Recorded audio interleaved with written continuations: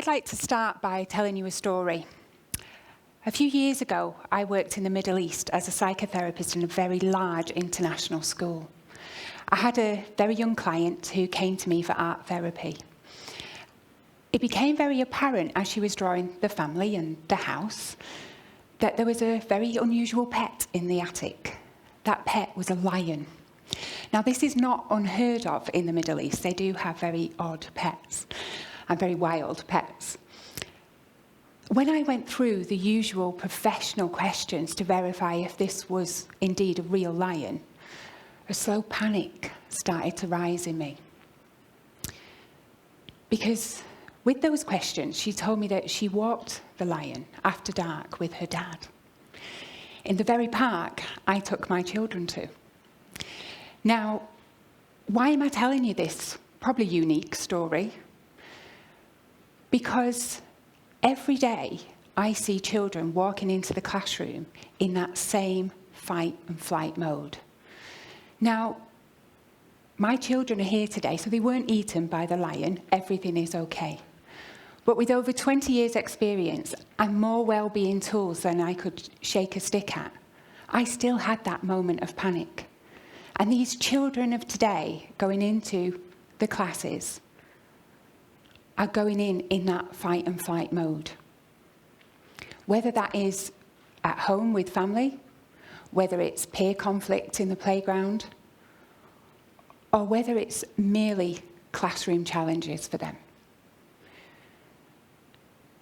I would like to tell you the NHS recent results. 1 in 8 children suffer from mental health illness. That's 1 on every table in this room. Furthermore, 1 in 18 preschoolers are now suffering from mental health illness. So why am I saying education is broke? Let me paint you a picture of what education looks like right now. A classroom is probably the furthest width of this stage. It's not very big at all. There's over 30 plus children in that classroom. We have the bright kids who need extra challenges. We have the quiet kids who often get overlooked. We have those who struggle to sit still and those who struggle to pay attention, and all of them in between. So that's what the classroom looks like. The curriculum. We are at the moment constantly testing our children.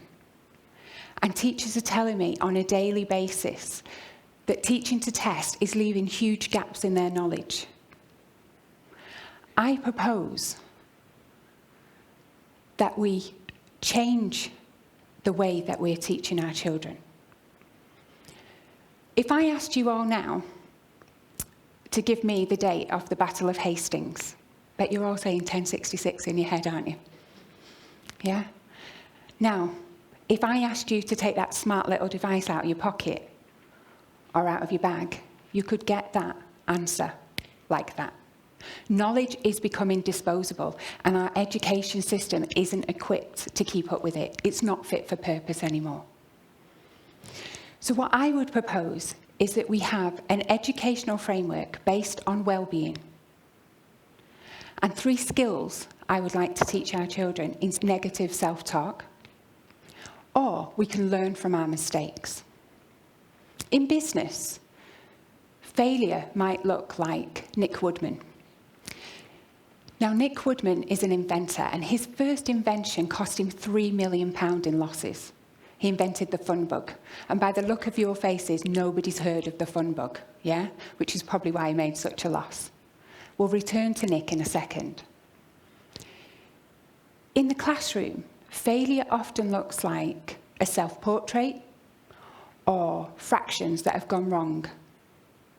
That can lead to a lifetime of thinking those children, they think they're no good at art or no good at maths.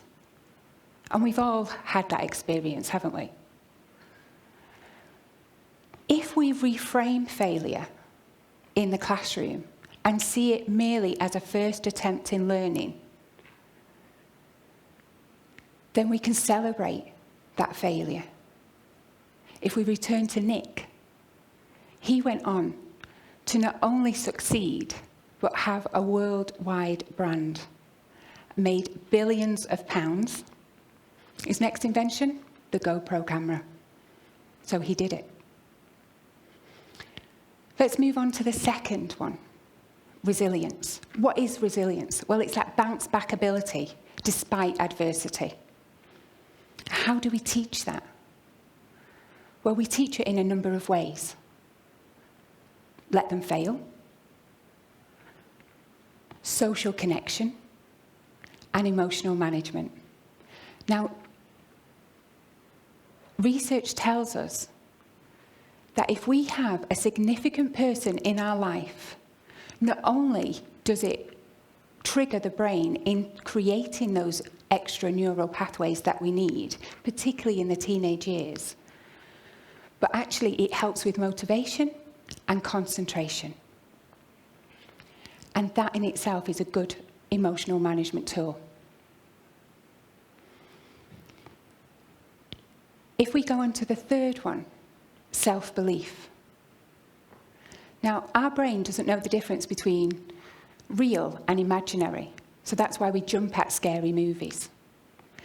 And science has just caught up and proven Henry Ford's old quote about, if you think you can or you think you can't, you're right. Self-belief for children is the difference between I can't and I can. For me, self-belief can be taught through resilience, through social connections, through role models and positive self-talk.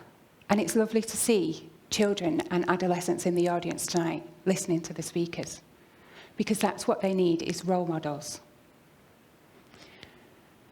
Now, with all my experience of working with children with mental health issues,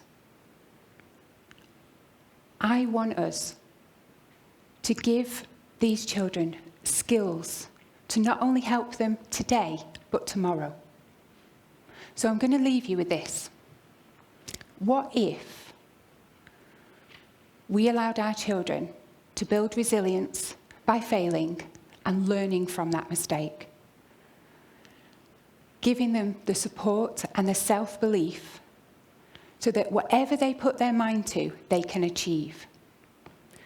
What if next time your child comes up against its own lion experience, not only can it face it head on, but it can learn from it? And lastly, what if we took a broken education system and fixed it? Thank you.